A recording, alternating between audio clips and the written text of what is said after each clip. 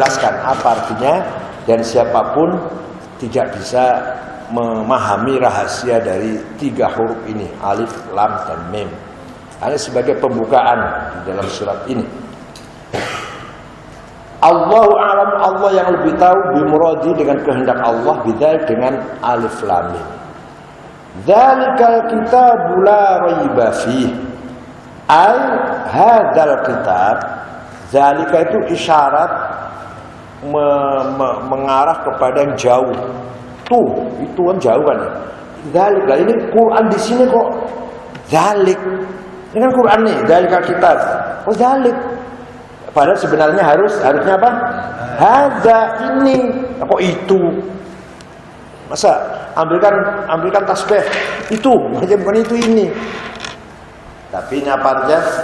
Karena litta'zim, untuk menghormati, memuliakan Al-Qur'an. Sebenarnya hadzal kitab, sebenarnya hadzal kitab, ini kitab. Ini enggak dzalikal kitab, itu kitab. Tujuannya litta'zim. Isim isyarah itu kalau hadza dekat, kalau dzalik jauh. Isim isyarah itu agak bingung, agak sulit. Kalau yang dijak ngomong orang satu, yang dituding satu orang laki-laki, yang dijak ngomong satu orang laki-laki, dzalik. Kalau yang dijak ngomong 2 laki-laki, yang ditunjuk itu 1 laki-laki, dzalikuma. Tapi kalau yang ditunjuk 2 orang, yang dijak ngomong 1, dzanika. Paham enggak? Nanti ada syarat. Di Amriti ada belum ya? Di Amriti sudah ada ya? Kalau yang dituding itu orang banyak, yang dijak ngomong 1 orang, ulaika. Tapi kalau yang dituding 1 orang, yang dijak ngomong orang banyak, dzalikum. Paham betul? Ya, angel Pak, tidak rada bingung.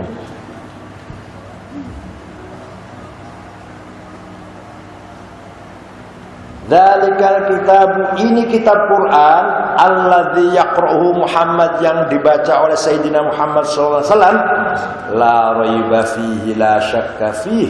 Tidak ada keraguan di dalam Al-Qur'an itu, di dalam kitab itu. Annahu, tidak ada keraguan apa? Annahu min indillah, benar-benar dari sisi Allah.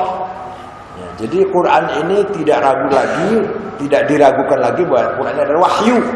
Bukan karangan Nabi Muhammad, nggak bisa ngarang seperti ini. Rasulullah tidak bisa kalau ngarang sendiri omongan seperti ini. Ya fasih, ya balagha, ya maknanya bagus, isinya kandungannya bagus. Nabi Muhammad kalau bukan wahyu nggak bisa. Ini Nabi Muhammad manusia yang dipilih oleh Allah untuk dipercaya untuk membawa wahyunya, untuk menyampaikan kalamnya Allah. Paham nggak? Nih, dengarin. Kalam Allah itu tidak ada awal dan tidak ada akhir. Sama dengan zatnya. Zatnya Allah ada permulaannya enggak? Allah lahir tanggal sekian itu. Nah, akan berakhir tidak? Nanti Allah akan mati tanggal sekian, bulan tahun sekian itu. Begitu pula sifatnya. Kalau zatnya Allah itu la awal wala akhir, la bidayah wala nihayah, maka sifatnya sama seperti zatnya itu. Sifat kudrohnya, kekuasaannya Allah, tidak ada mulai dan tidak ada ujung. Seperti kita kan, anak kecil kan, oh itu sudah mulai bisa jalan, oh itu sudah mulai bisa lari, oh itu sudah mulai bisa nulis, kan itu. Nah, ini enggak, kalau Allah ada mulainya enggak? Kudroh, kekuasaan Allah tidak ada awal dan tidak ada akhir. Begitu pula iradahnya Allah, kehendaknya Tuhan, tidak ada awal, tidak ada akhir. Begitu pula sama'nya Allah, pendengarannya Allah, penglihatannya Allah, kalamnya Allah, hidupnya Allah. Paham ya? Paham ya? Nah, jadi kalamullah itu hakikatnya kalamullah yang di sana. Yang di sana. Dan Allah itu sekarang ngomong terus, nggak berhenti-berhenti, nggak pernah berhenti. Seperti Allah hidup terus, seperti Allah berkehendak terus, seperti Allah kuasa terus, seperti Allah mendengar terus, seperti Allah melihat terus. Allah juga ngomong terus. Lah kalamnya Allah itu bila harfin wala sautin wala tarkibin.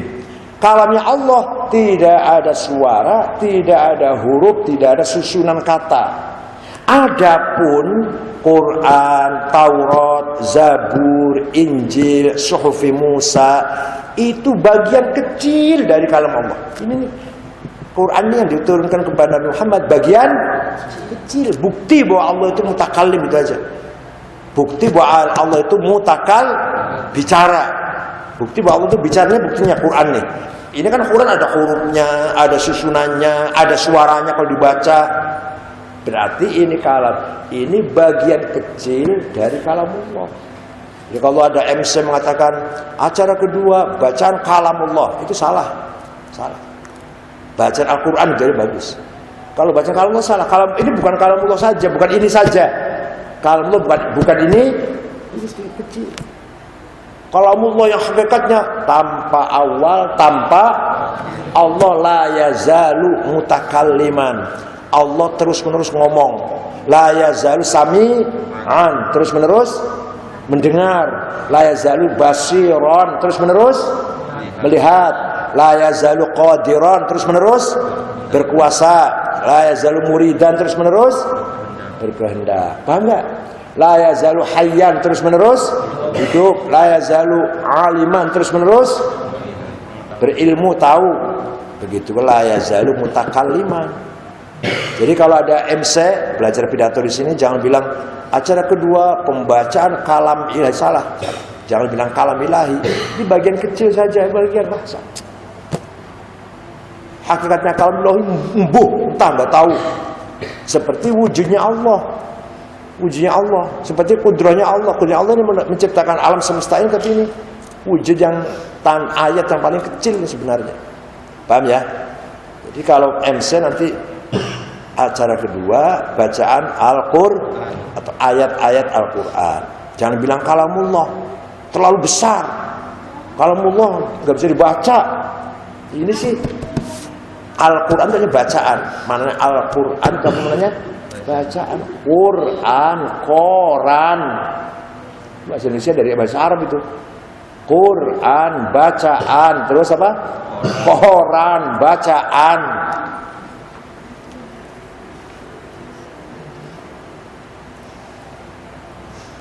Wa jumlatun nafi la raiba, itu nafi la raiba.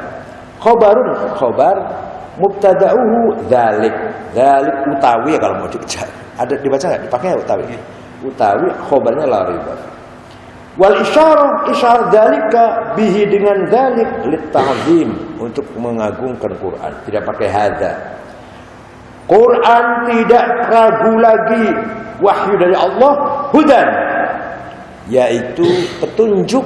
Khobar tsani, khobar yang kedua dari dzalik, al hadin, yang memberi petunjuk, lil muttaqina, bagi orang bertakwa, as-sairina ila taqwa, yang sudah menjadi takwa, bimtithalil awamir, dengan melaksanakan perintah, wajtinabin nawahi, dan menjauhi larangan, littiqaihim, karena mereka menjaga, bidzalika, dengan imtithal wajtinab, imtithal awamir wajtinab nawahi, an-nara, dari neraka.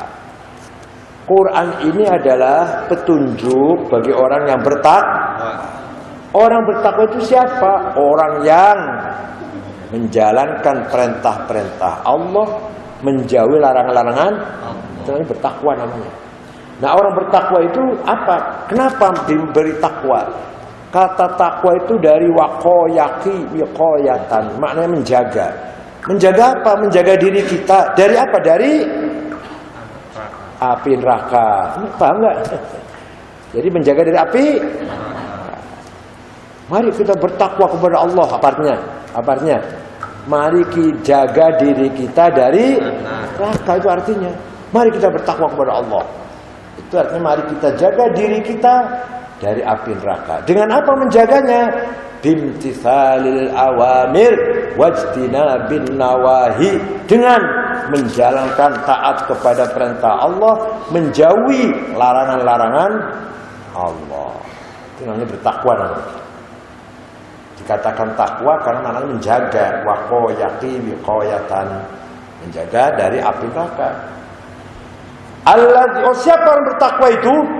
Alladzina orang banyak yu'minuna yang beriman, yusaddiquna yang membenarkan bil ghaibi dengan berita gaib, bima ghaba anhum dari apa yang gaib bagi mereka, minal ba'tsi bangkit dari kubur, wal jannati dan surga, wan nari dan neraka. Quran ini petunjuk bagi orang yang bertakwa, orang yang beriman dengan gaib. Saudara percaya enggak? Percaya nggak bahwa nanti ada neraka, ada surga, ada hisab, ada mahsyar? Percaya nggak? Percaya nggak? Walaupun belum melihat, namanya apa namanya? Sesuatu yang gaib namanya. Pernah melihat belum surga neraka? Pernah melihat belum mizan, timbangan amal, hisab, siratul mustaqim, apalagi mungkar nakir, surga neraka pernah lihat belum? Jawab, pernah lihat belum? Tapi kita percaya tidak? Nah, kalau percaya berarti kita termasuk orang yang bertakwa kepada Allah. Alladzina minal ghaib. Berarti kita termasuk orang bertakwa kepada Allah. Wa yuqimunas shalah. Dan orang bertakwa adalah orang yang mendirikan salat. Ya'tuna biha. Mengerjakan salat bihuquqiyah dengan hak-haknya salat. Artinya dengan syarat dan rukun yang benar. Itu namanya mendirikan sholat. Kalau ada orang sholat nggak ada wudhu lagi, belum iqamatus sholat. Ada orang sholat tapi salah syarat-syarat, ada syarat yang tidak dikerjakan. Misalkan auratnya kelihatan, misalkan sholatnya belum masuk waktu, itu sudah iqamus sholat belum? Belum. Ada orang sholat tapi sujudnya kurang satu sujudnya, atau nggak baca Fatihah, belum sholat belum. Orang sudah sholat, orang yang menjalankan sholat dengan sempurna syarat rukunnya. Harus Islam, harus balik, harus berakal, harus suci dari hadas shagir dan hadas kabir, harus suci badan pakaian tempat dari najis, harus sudah masuk waktu. Misalkan Syarroji sholat khusyuk, fasih Fatihahnya, lurus kiblatnya, tapi belum masuk waktu, ini baru jam 4 ini, belum masuk waktu subuh, baru jam 4, sah nggak sholatnya itu? Walaupun khusyuk banget, walaupun terus dingklu. Wa mimma razaqnahum yunfiqun, wa mimma razaqnahum, dan dari apa yang telah aku berikan rezeki kepada mereka, a'tainahum, yang kaya kasihkan kepada mereka, yunfiquna, berinfak fi ta'atillah. Orang bertakwa adalah orang yang menjalankan salat dan orang itu menginfakkan sebagian rezekinya. Jadi gini, kalau saya mendapat rezeki 100 juta, itu bukan untuk saya semua itu. Itu ada haknya fakir miskin, yaitu 2,5%, 2,5 juta, bukan punya saya itu, harus diberikan kepada fakir. Itu rezeki Allah untuk orang fakir miskin, dilewatkan kepada kita. Syarrozi panen padi 10 kintal, itu bukan punya kamu semua, ada 1 kintal kepunyaan fakir miskin. Rezeki dari Allah untuk fakir miskin, hanya kamu dipercaya, melewati kamu rezekinya orang miskin itu 1 kintal. Paham nggak? Paham nggak? Kalau uang 2,5%, kalau padi 1/10. Kalau kamu punya kambing 40, itu yang 1 bukan punya kamu, itu punya fakir miskin. Dari Allah untuk fakir miskin, lewat kamu. Saya dapat uang 100 juta, yang 2,5 juta untuk fakir miskin dari Allah, hanya lewat saya untuk fakir, untuk disampaikan kepada fakir miskin. Paham betul? Makanya orang kalau zakat benar, insya Allah hidupnya berkah, dimakan enak, uangnya tinggal 97,5, berkurang memang. Padinya tinggal 9 kintal, tadinya 10, berkurang nggak? Berkurang, tapi dimakan insya Allah sehat, dimakan tidak jadi penyakit, anaknya baik-baik, kelakuannya maksudnya, kelakuannya baik-baik. Kalau 10 kintal dimakan semua, tidak zakat, dimakan jadi penyakit, dimakan oleh anaknya, anaknya nanti nakal. Syarroji nakal nggak? Berarti kita menjalankan perintah Allah itu untuk siapa? Ketika kita taat kepada Allah, demi siapa? Untuk siapa? Untuk kita sendiri, menyayangi kita sendiri. Ketika kita sholat, zakat, puasa, dalam rangka kita menyayangi, ngeman-ngeman. Ngerti ngeman-ngeman bahasa Jawa? Menyayangi diri kita, bukan untuk Allah, bukan. 1 kintal dari 10 kintal apa hilang? Enggak hilang, tidak. Hanya ada pemerataan supaya fakir miskin ikut merasakan rezeki dari Allah yang melalui kita, bukan hilang. Jangan khawatir, tidak akan kurang, tidak akan habis. Makanya orang zakat itu berat. Kalau sedikit ringan. Kalau 100 juta cuma ngeluarin 2,5 juta. Kalau sudah uangnya 1 miliar, itu yang dikeluarin 25 juta. Eman-eman ya itu loh. Eman-eman nggak itu? Eman-eman. Kalau punya padi 10 kintal, dikeluarkan 1 kintal. Lah kalau padinya punya 100 kintal, zakatnya 10 kintal. Itu kalau ditumpuk berapa karung 10 kintal? Kan sayang tuh eman-eman tuh. Cara manusiawi eman-eman kan? Punya kambing 40, zakatnya 1 kambing. Kalau kambingnya punya 400, berarti 10 kambing. Banyak nggak itu? Aduh, kambing saya berkurang banyak gitu ya. Itu kalau orang tidak beriman kepada Allah. Sayang, mau zakat itu sayang. Jadi sebenarnya bukan hanya zakat yang wajib. Menolong fakir miskin. Di sebelah kanan kiri saya yang tidak makan, yang tidak berobat, mampu berobat, itu kita juga kewajiban membantu mereka. Walaupun kita sudah zakat. Walaupun kita sudah zakat, di sebelah kanan ada orang miskin banget, di sebelah kiri ada orang miskin banget.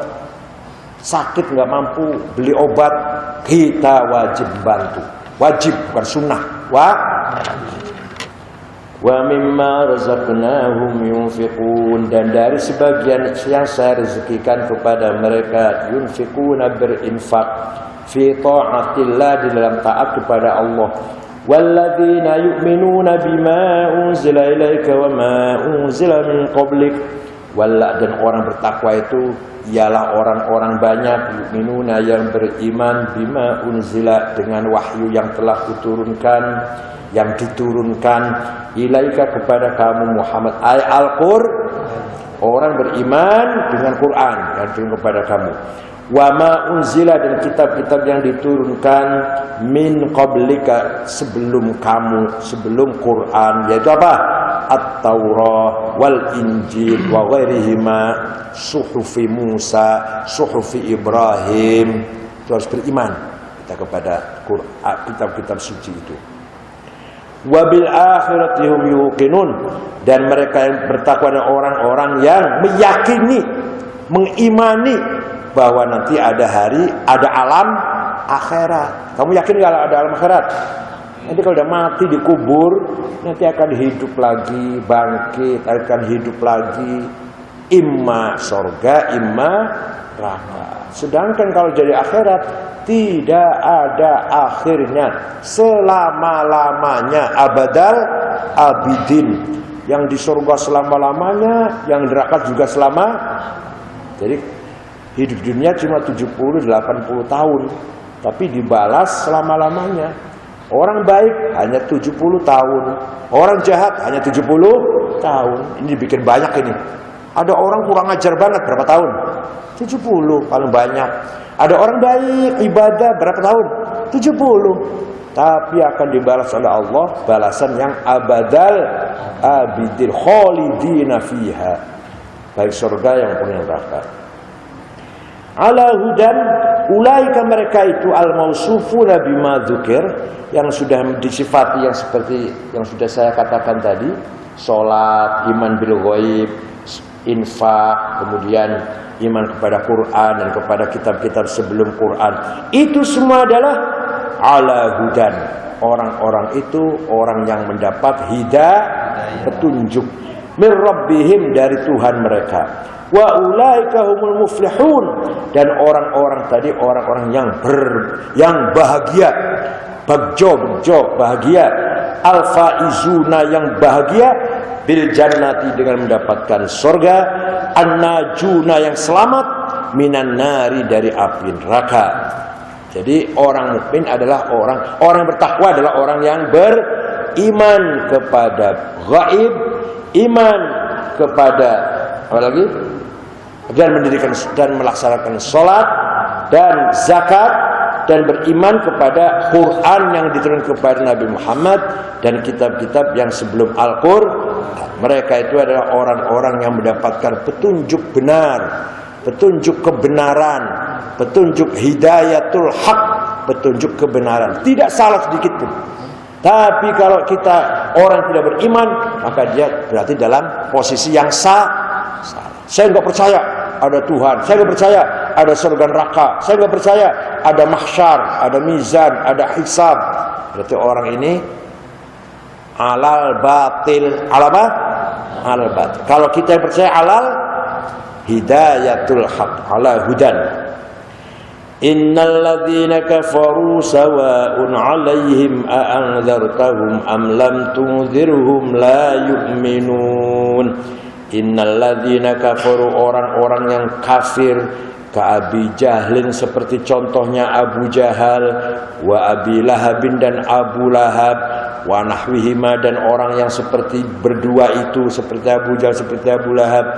Sawa'un alaihim, baik kepada mereka, a'anzartahum, kamu beri nasihat, bitahqiqil hamzatain, a'anzartahum, wa ibdal tsaniya alifan, atau anzartahum wa tashilaha wa tashilaha wa idkhali alfin bainal muhmalah bainal mashalat wal ukhra wa tarku.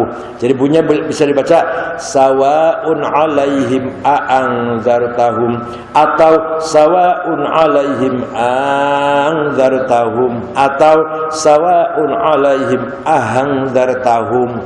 Enggak usah macam-macam lah, kamu masih kecil nanti. Am lam tunzirhum, atau kamu tidak memberikan nasihat kepada mereka, la yu'minuna, mereka tidak akan beriman. Orang-orang yang kafir seperti Abu Jahal contohnya, Abu Lahab, baik kamu beri nasihat atau tidak, mereka nggak akan beriman. Kamu nasihatin, kamu tangisin lah, kamu tangisi supaya mereka beriman. Bisa beriman nggak?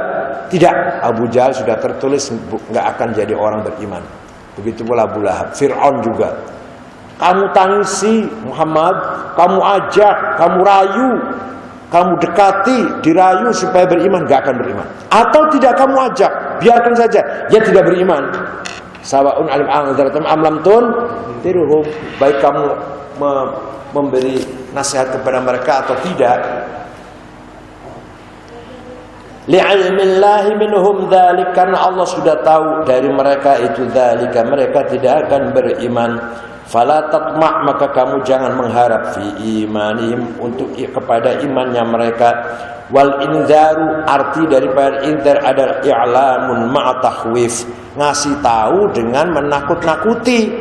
Awas kalau ke sana nanti ada macan, itu namanya inzar. Awas kalau kamu ngebut celaka loh, namanya ngasih tahu dengan menakut-nakuti. Awas kalau kamu malas nanti gak lulus, itu namanya ngasih tahu tapi menakut-nakuti, namanya indar namanya. Khatamallahu ala qulubihim wa ala sam'ihim wa ala absarihim ghishawah. Khatamallahu, khatama telah menutup, mengecap, mengelah apa? Mensegel, menyegel. Khatama telah mensegel siapa? Allahu ala qulubihim, hati mereka. Allah menyegel hati mereka, orang kafir itu. Toba alaiha, toba menyegel siapa? Allah alaiha, kepada hati mereka. Wastautaqu, dan diperkuat. Fala yadkhuluha khair, maka tidak akan bisa kebaikan masuk ke dalam hati mereka. Hatinya sudah tertutup, disegel, dikunci. Kamu nasehatin, kamu tangisin, kamu takut-takutin, gak akan bergeming, gak akan bergeser. Namanya khatamallahu ala qulubihim. Kalau kita kan enggak, kita ini kalau nakal dinasehatin ya dikit-dikit bisa sadar lah. Saya rajin nakal, dikit-dikit nasihatin sadar lah. Tapi kalau orang kafir dinasehatin gak akan bisa. Wa ala sam'ihim, dan pada pendengaran mereka, ay mawadhi'ihi, tempat pendengaran mereka. Fala yantafi'una bima yasma'una minal haq, mereka tidak mengambil manfaat dengan apa yang mereka dengar dari kebenaran. Kebenaran yang mereka dengar sudah enggak ada faedahnya. Wa ala absarihim, dan pada penglihatan mereka, ghisyawatun, ada tutup, ghitaun, tutup, fala yubsiruna al-haq, maka mereka tidak melihat al-haq, kepada kebenaran. Walahum adzabun alim, dan bagi mereka adzabun azim, bagi mereka ada siksa yang besar. Qawiyyun daimun, orang kafir walaupun di dunia berkuasa, di dunia kaya, di dunia menang, nanti di akhirat kita lihat nanti orang kafir akan semuanya adzabun azim, disiksa oleh Allah. Yang kaya, yang orang besar, yang berkuasa, yang suka bunuh orang, seenaknya sendiri karena mengandalkan uangnya banyak, nanti di akhirat kita lihat. Kita nanti akan nonton mereka disiksa oleh Allah. Yang enggak saudara. Kita di sini sengsara, tapi di akhirat orang kafir yang akan sengsara. Al-Fatihah.